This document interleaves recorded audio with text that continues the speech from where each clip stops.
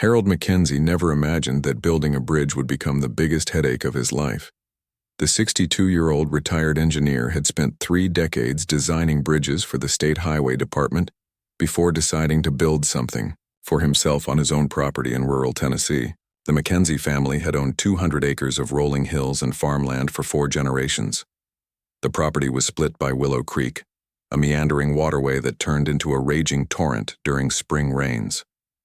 For years, Harold's grandfather and father had used an old wooden bridge to connect the 2 sides of their land, but time and weather had taken their toll on the aging structure.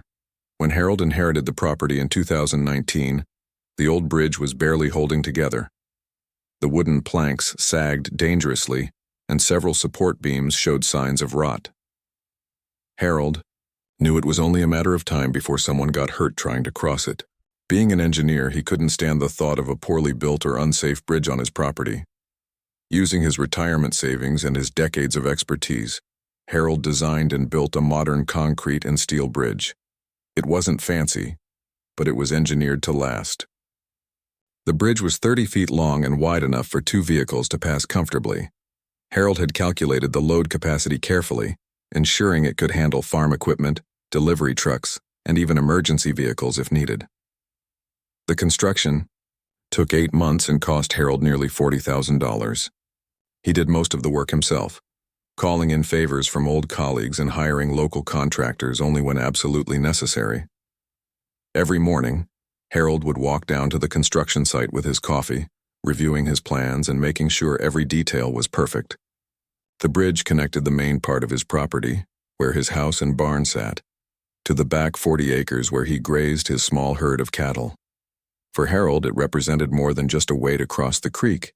It was his legacy, a testament to his skills as an engineer and his love for the family land. When the bridge was finally completed in late 2020, Harold felt immense pride. The structure was solid, beautiful in its simplicity, and built to withstand anything nature could throw at it. Local residents admired Harold's handiwork, and several neighbors complimented him on the professional quality of the construction. Harold's property was located on County Road 47, a rural route that connected several small farming communities. The road curved around his land, and his bridge was visible from the county road, though it was clearly on private property. Large, metal signs marked the entrance to his driveway, and anyone with common sense could see that the bridge belonged to the Mackenzie farm.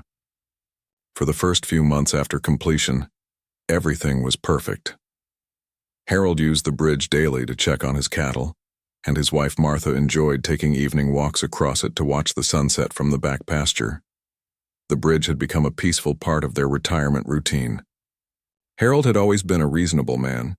During his career with the Highway Department, he was known for his calm demeanor and problem-solving abilities.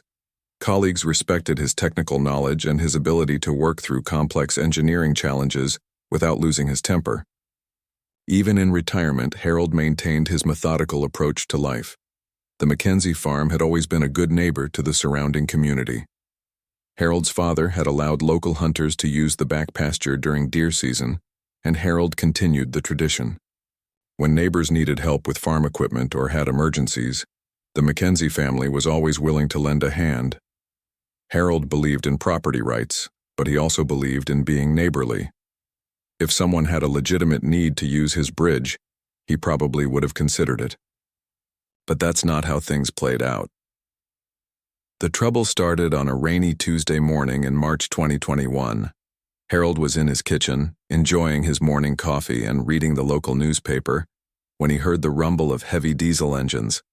Looking out his window, he was shocked to see 2 massive cement trucks crossing his bridge without permission. The trucks were clearly overloaded, carrying full loads of concrete mix. Harold's engineering mind immediately began calculating the stress these vehicles were putting on his carefully designed structure. While the bridge was built to handle heavy loads, it wasn't designed for commercial cement trucks making unauthorized crossings. Harold rushed outside, but the trucks had already crossed and disappeared down the dirt road that led to the neighboring Peterson property. He stood on his bridge, inspecting it for any signs of damage. Fortunately, the structure appeared sound, but Harold was troubled by the blatant disrespect for his property rights. Later that day, Harold drove to the Peterson farm to speak with his neighbor. Tom Peterson explained that he was having a new barn foundation poured and that the cement trucks were taking a shortcut through Harold's property because the main road to his farm was under construction. Tom seemed surprised that Harold was upset, saying he thought it would be okay since it was just for one day. Harold explained politely that while he understood the convenience, the trucks needed permission before using his private bridge.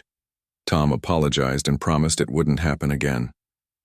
Harold left the conversation feeling satisfied that the matter was resolved, but Harold Mackenzie had no idea that this was just the beginning of a problem that would consume his life for the next 2 years. The unauthorized cement truck crossings weren't a one-time convenience. They were about to become a regular occurrence that would test every ounce of his patience and engineering pride. 2 weeks after his conversation with Tom Peterson, Harold was awakened at 5:30 in the morning by the familiar rumble of diesel engines. Stumbling to his bedroom window, he watched in disbelief as 3 cement trucks rolled across his bridge in the pre-dawn darkness, their headlights cutting through the morning mist. This time Harold didn't hesitate. He threw on his clothes and marched outside. But once again the trucks had already crossed and vanished into the countryside. Standing in his bathrobe and work boots, Harold felt a mixture of anger and confusion. Tom Peterson had promised this wouldn't happen again. Over the following weeks, the unauthorized crossings became more frequent.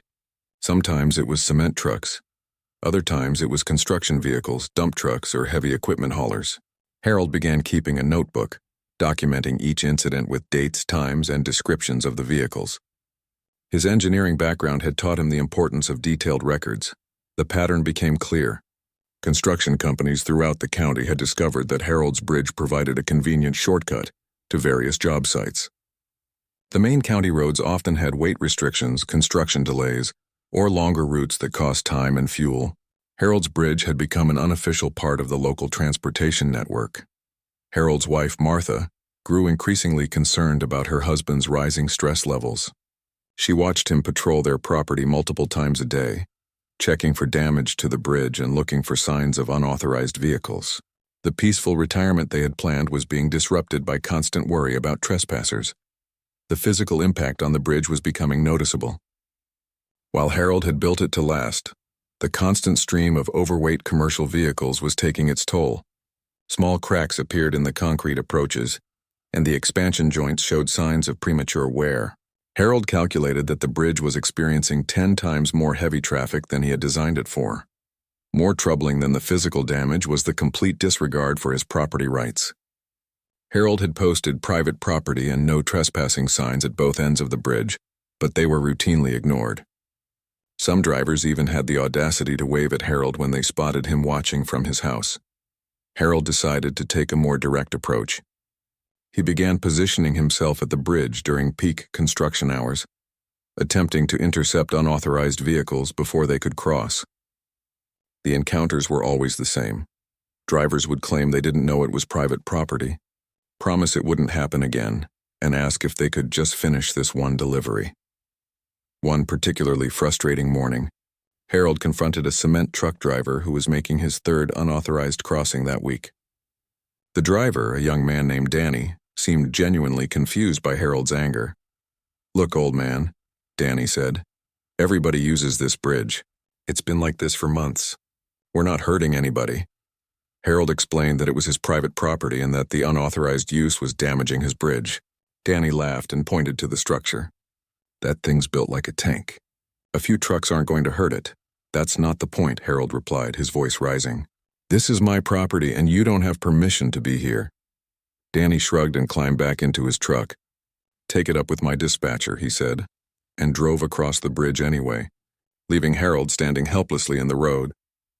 Harold called the construction company that employed Danny, but the conversation was equally frustrating. The dispatcher acknowledged that the driver shouldn't be using private property, but explained that time was money in the construction business. "Your bridge saves us an hour round trip," the dispatcher said. "Can't we work something out?" When Harold suggested they could discuss compensation for the use of his bridge, the dispatcher's tone changed. "We're not paying to use some farmer's bridge," he said. "There are plenty of other routes." But the other routes weren't as convenient, and the unauthorized crossings continued. Harold contacted the county sheriff's department, hoping law enforcement could help resolve the situation. Deputy Sarah Collins was sympathetic but explained the practical limitations of enforcement. "Mr. Mackenzie, I understand your frustration, but we can't station a deputy at your bridge 24 hours a day. Unless you catch someone in the act and call us immediately, there's not much we can do." Harold asked about filing trespassing charges, but Deputy Collins explained that most judges were reluctant to prosecute construction workers who claimed they were just trying to do their jobs. "It's a civil matter," she said. "You might need to consider a lawyer." The legal consultation was equally discouraging. Attorney Robert Hayes listened to Harold's story and reviewed his documentation, but warned that litigation would be expensive and time-consuming. "You could seek an injunction," Hayes explained, "but enforcing it would still be problematic. And construction companies have good lawyers too." Harold felt trapped in a system that seemed designed to protect everyone except property owners. The construction industry operated on tight schedules and narrow profit margins, making Harold's bridge an irresistible shortcut. Law enforcement was stretched thin and couldn't provide constant surveillance. The legal system was slow and expensive, favoring those with deep pockets and teams of attorneys. Meanwhile, the unauthorized use of his bridge was accelerating.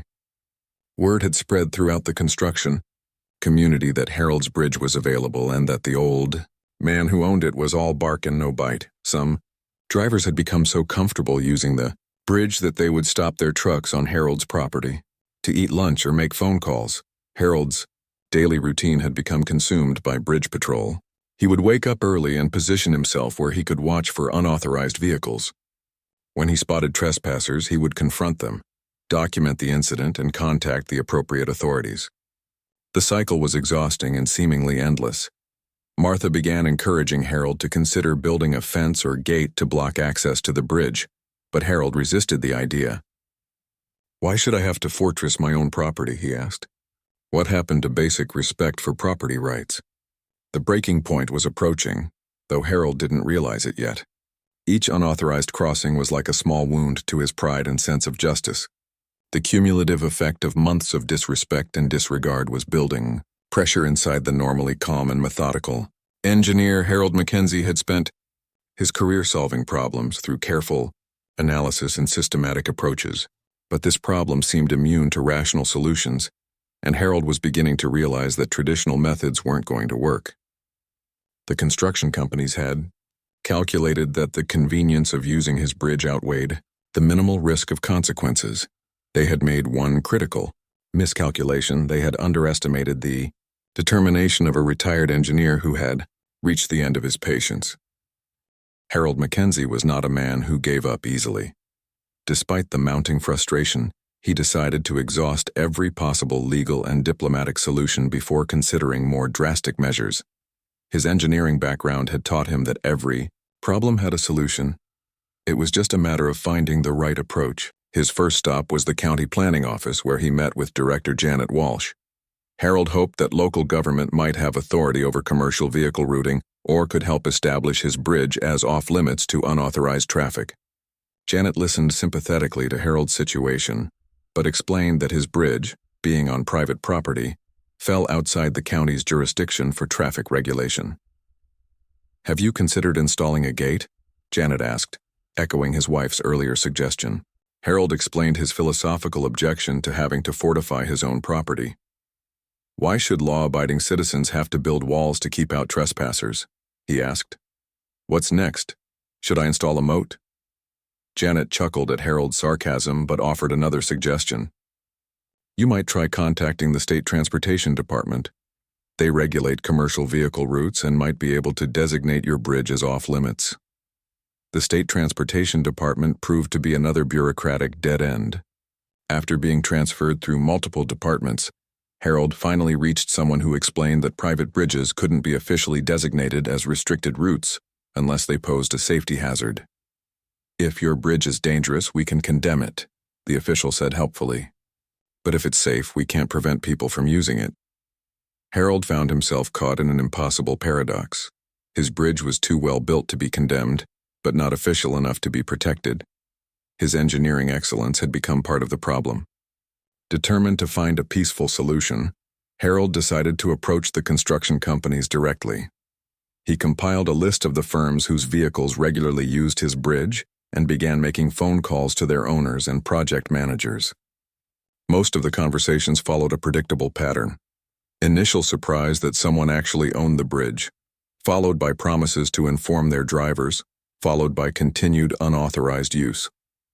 One company owner, Mike Sullivan of Sullivan Construction, was more honest than most. "Look, Harold," he said during their phone conversation, "I appreciate your situation, but my drivers are going to take the fastest route to their jobs. That's just human nature. If you want to stop them, you're going to have to make it impossible for them to use your bridge." "So you're telling me that your drivers will knowingly trespass on private property because it's convenient?" Harold asked. "I'm telling you that construction is a competitive business," Sullivan replied. "Time is money, and your bridge saves my crews significant time on certain jobs. I can't tell them to ignore an obvious shortcut just because some farmer doesn't like it." Harold hung up the phone feeling more frustrated than ever. The construction industry seemed to operate by its own rules, where convenience and profit trumped property rights and common courtesy. His next attempt at resolution involved the local Chamber of Commerce. Harold attended their monthly meeting and was given 5 minutes to address the membership about his bridge problem. He presented his case calmly and professionally, explaining how the unauthorized use was damaging his property and violating his rights. The response was politely disappointing. Several construction company representatives were in attendance, and they expressed sympathy for Harold's situation while explaining the practical realities of their business. One contractor suggested that Harold should view the bridge usage as a service to the community.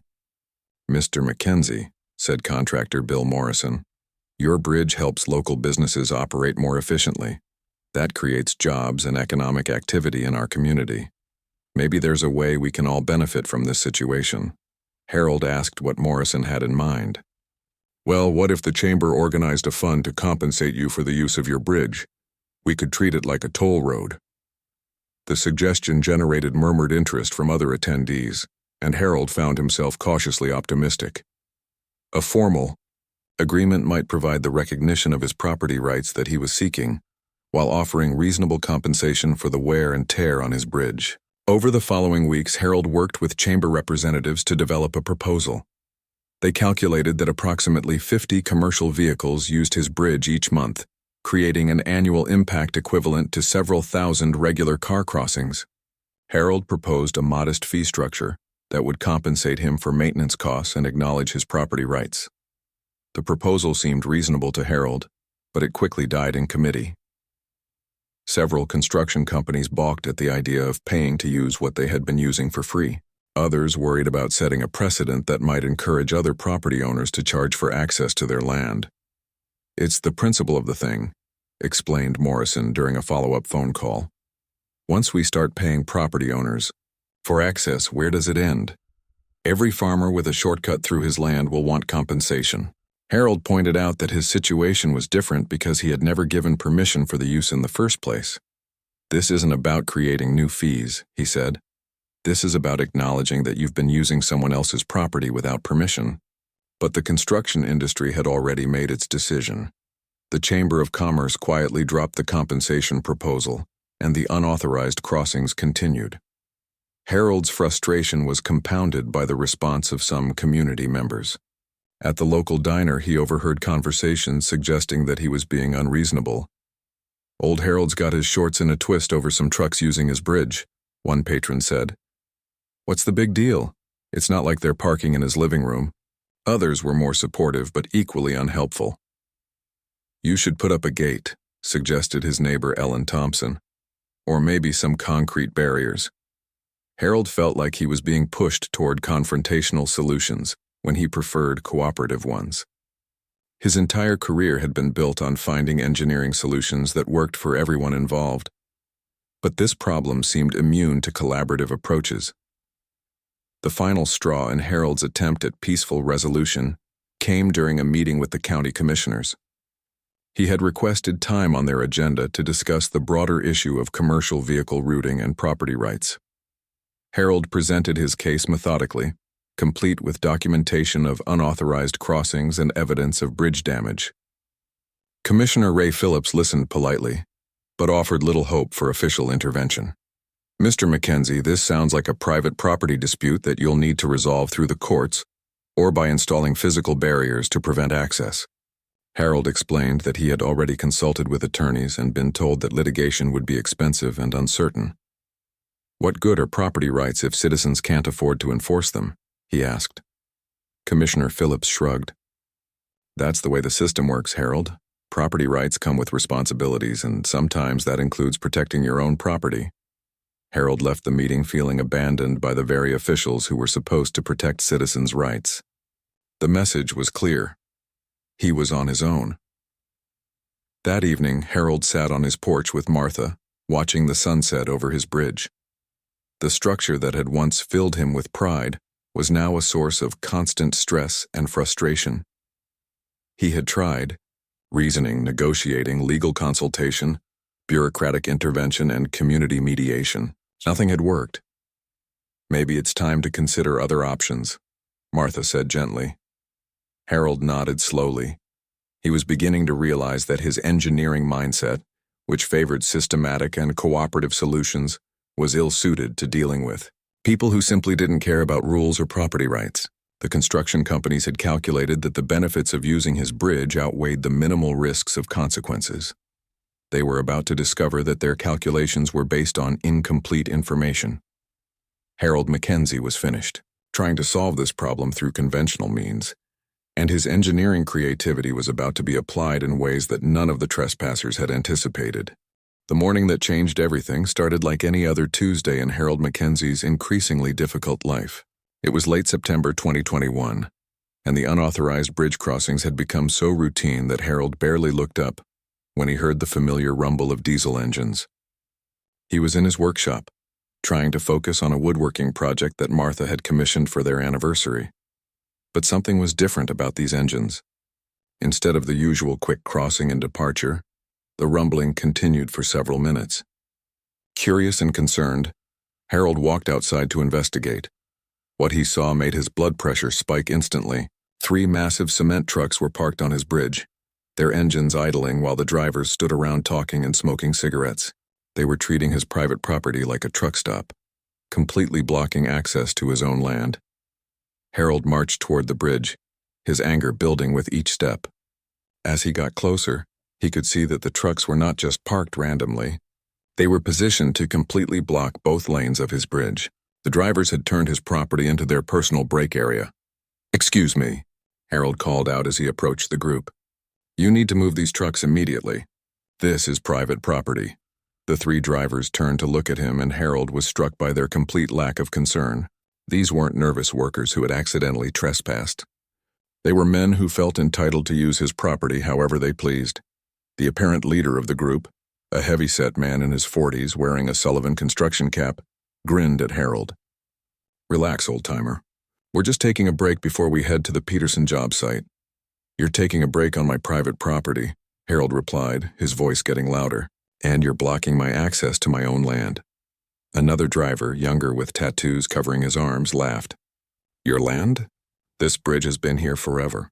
Nobody owns a bridge." Harold felt his carefully maintained composure beginning to crack. "I built this bridge with my own hands and my own money. It's on my property, and you don't have permission to be here." The third driver, a thin man who looked to be in his 20s, flicked his cigarette into Willow Creek. "Whatever, Gramps. We'll be out of here in a few minutes. You'll move right now," Harold demanded, "or I'm calling the sheriff." The Sullivan construction driver laughed. "Go ahead and call them. By the time they get here, we'll be gone, and they can't do anything anyway. We're just using a road." "This is not a road," Harold shouted, his engineer's precision giving way to raw frustration. "This is my bridge on my property." The young driver with tattoos stepped closer to Harold, and his tone turned threatening. "Look, old man, we've got a job to do. You need to back off and let us do it." Harold stood his ground despite being outnumbered and outweighed. "You need to move these trucks now." That's when the situation escalated beyond anything Harold had experienced before. The heavy-set Sullivan driver walked to his truck and returned with a clipboard. "You know what? I'm tired of dealing with this crazy old coot every week. Let me call my supervisor and see if we can have him arrested for interfering with our work." Harold watched in disbelief as the driver made a phone call, apparently to his company's office. "Yeah, it's Danny. We've got that nutcase farmer here again trying to stop us from using the bridge. Can you call the cops and have him removed for interfering with commerce?" The audacity of the request was staggering. These men were trespassing on Harold's property, blocking his bridge with their trucks, and now trying to have him arrested for objecting to their behavior. While Danny was on the phone, Harold noticed something that made his heart sink. The youngest driver was urinating against one of the bridge supports, treating Harold's carefully engineered structure like a roadside rest area. When Harold protested, the young man laughed and continued what he was doing. "You've got some nerve," Harold said, his voice shaking with rage. The tattooed driver finished relieving himself and zipped up his pants. "What are you going to do about it, Gramps? You going to fight all three of us?" Harold realized that these men saw him as a harmless old man, whose protests could be safely ignored. They had calculated that he was all talk and no action, just like several construction companies had concluded over the past months. Danny finished his phone call and walked back to Harold with a smug expression. "Good news, old-timer. My supervisor says you're interfering with legitimate business operations. He's calling the sheriff's department to report you for harassment." Harold felt the world spinning around him. These trespassers were trying to have him arrested on his own property, for defending his own rights. The complete inversion of justice and common sense was more than his orderly engineer's mind could process. "You're trespassing," Harold said, his voice barely controlled. "You're on my property without permission, blocking my bridge, and now you're trying to have me arrested?" "We're using a public thoroughfare," Danny replied confidently. "This bridge connects two public roads, which makes it part of the public transportation system." Harold knew this was complete nonsense, but he also knew that these men believed their own twisted logic. They had convinced themselves that convenience and repetition had somehow transformed his private property into public infrastructure. The final insult came when the young driver who had urinated on the bridge support walked over to Harold's private property sign and deliberately knocked it over. "Oops," he said with a grin. "Guess your sign fell down." Something inside Harold Mackenzie finally snapped.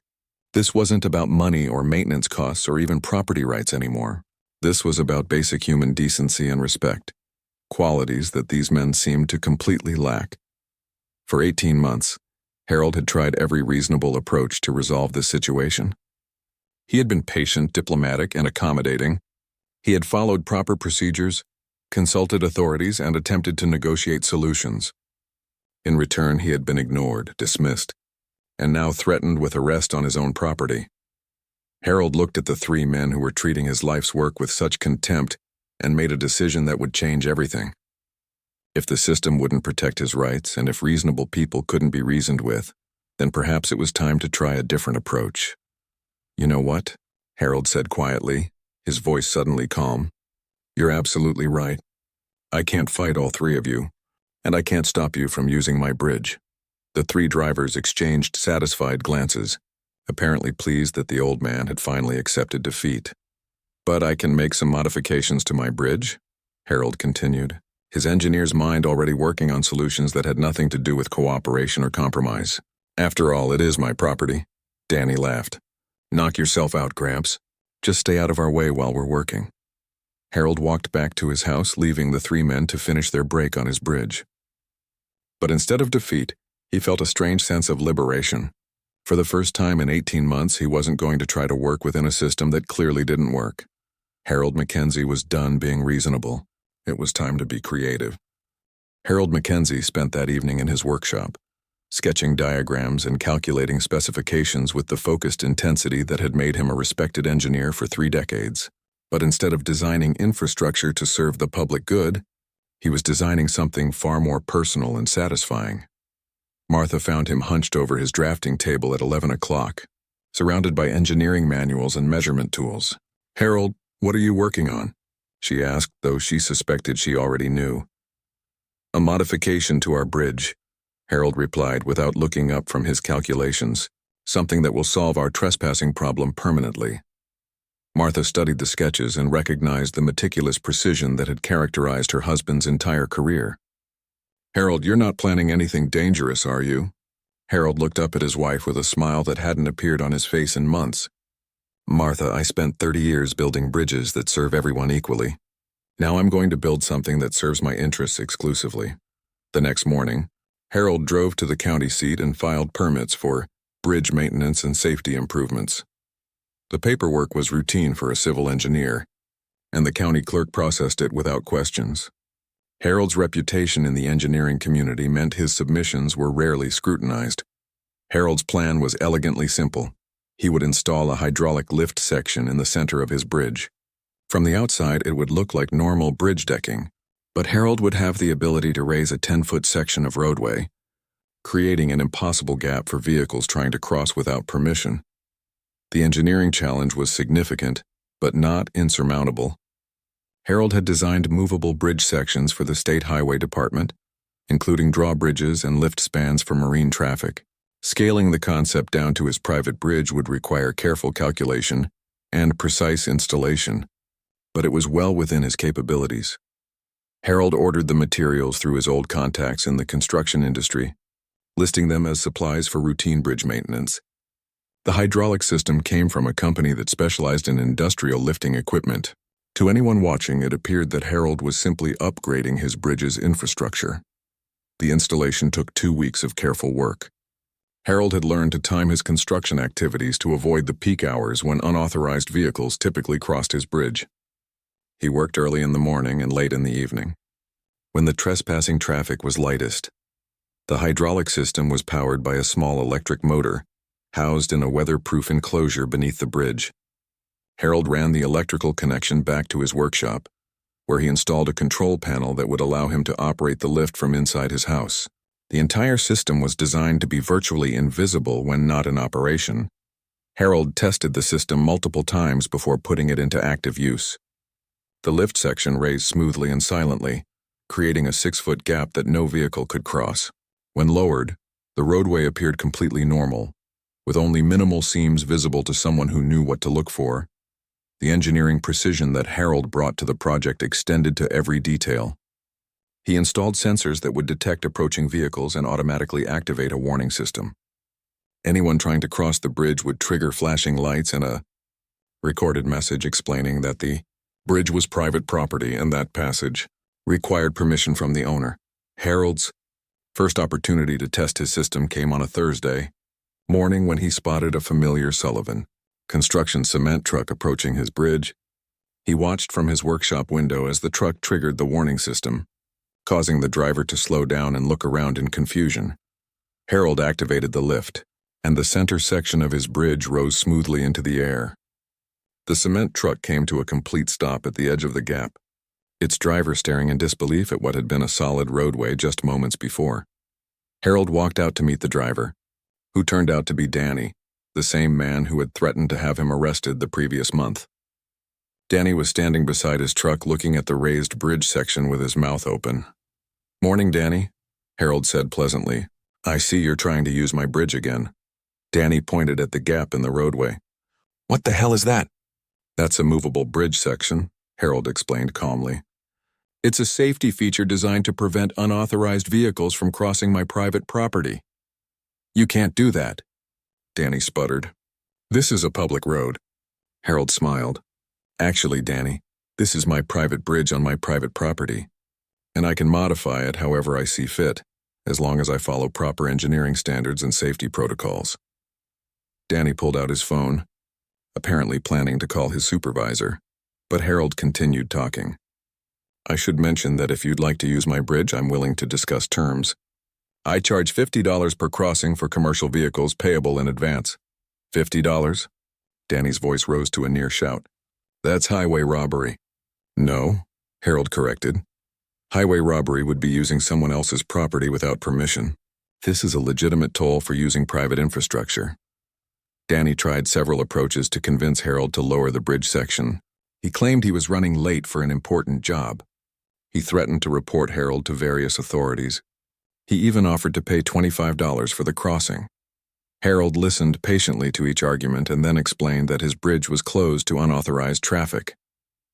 "You have 2 options, Danny. You can pay the $50 toll or you can find another route." Danny eventually drove away, muttering threats and curses that Harold ignored completely. Harold lowered the bridge section and returned to his workshop, where he made the first entry in a new logbook. Unauthorized crossing prevented. System functioning perfectly. Word of Harold's bridge modification spread quickly through the construction community. By the end of the week, Harold had prevented a dozen unauthorized crossings and collected toll fees from 3 drivers who decided that $50 was cheaper than finding alternative routes. The response from the construction companies was swift and predictable. Harold received angry phone calls from supervisors demanding that he remove his illegal barrier. He was threatened with lawsuits and complained about to various government agencies. Harold calmly explained to each caller that his bridge was private property and that he had every right to control access to it. When threatened with legal action, he provided his attorney's contact information and suggested they discuss the matter with him. The most satisfying moment came when Harold received a visit from Mike Sullivan, the construction company owner who had previously told him that drivers would naturally take the fastest route, regardless of property rights. Sullivan parked his pickup truck at the edge of Harold's property and walked up to the house, his face red with anger.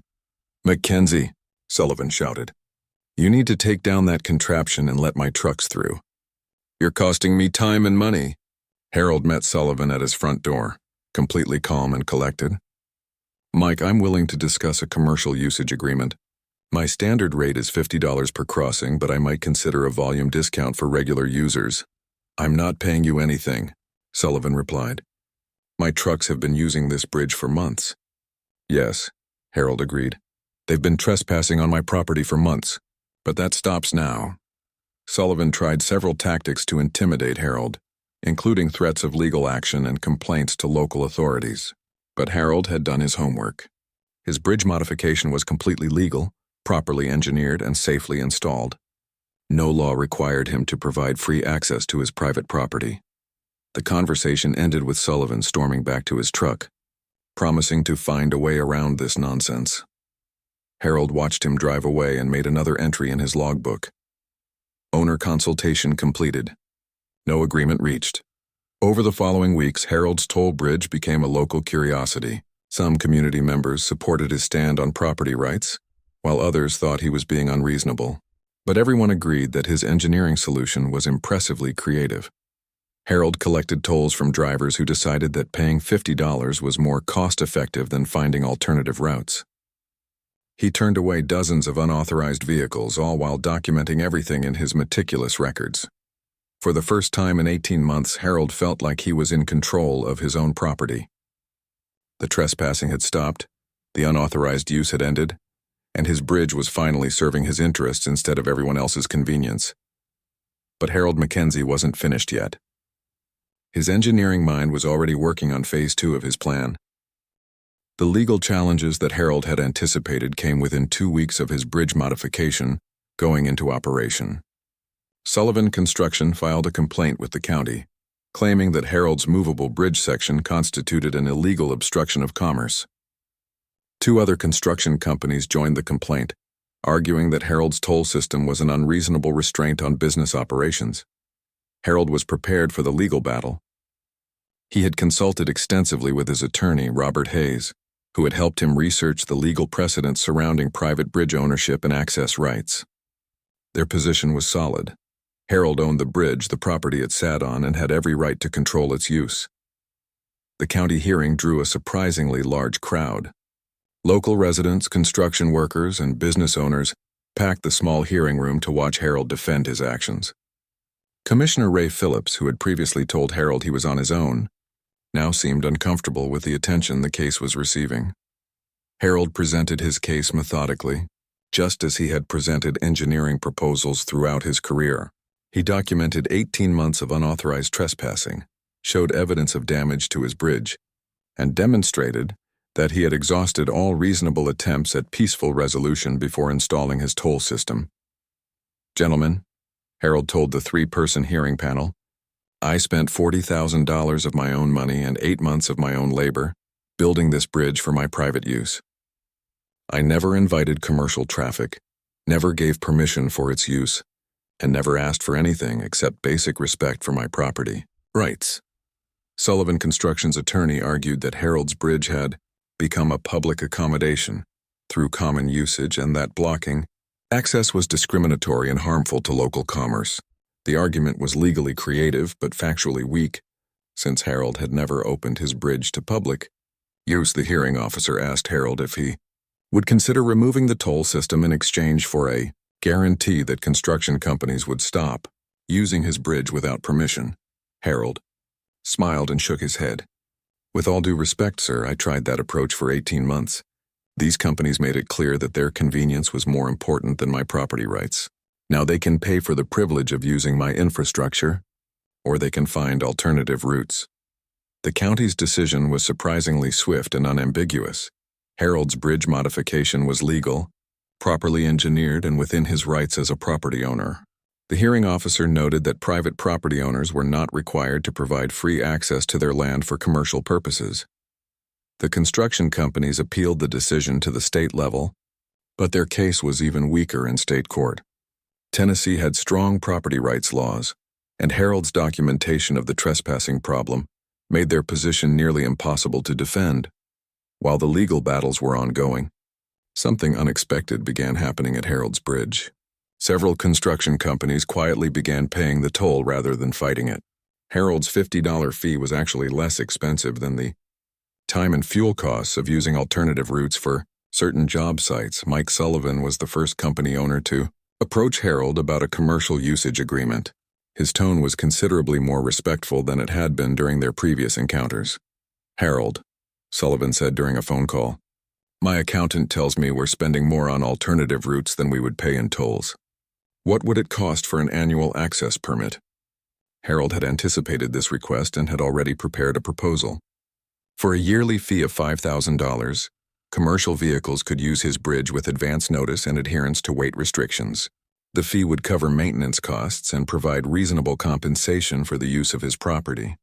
Sullivan agreed to the terms, and within a month, 3 other construction companies had signed similar agreements. Harold found himself earning more money from his bridge than he had ever expected, while finally receiving the recognition of his property rights that he had sought from the beginning. The transformation in community attitudes was equally remarkable. People who had previously viewed Harold as an unreasonable old man began to see him as someone who had stood up for important principles.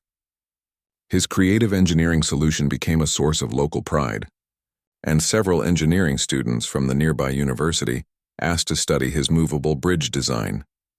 Harold discovered that his reputation in the construction industry had actually improved rather than suffered. Company owners respected his engineering skills and his willingness to defend his position. Several firms began consulting with Harold on bridge and infrastructure projects, leading to a modest but satisfying retirement income. The most significant change was in Harold's relationship with his own property. The bridge that had been a source of constant stress and frustration became a symbol of personal empowerment and creative problem-solving. Harold took pride in showing visitors his movable bridge section and explaining the engineering principles behind its operation.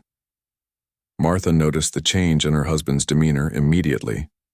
The constant tension and anger that had consumed Harold for 18 months disappeared, replaced by the calm satisfaction of a man who had solved a difficult problem through intelligence and persistence.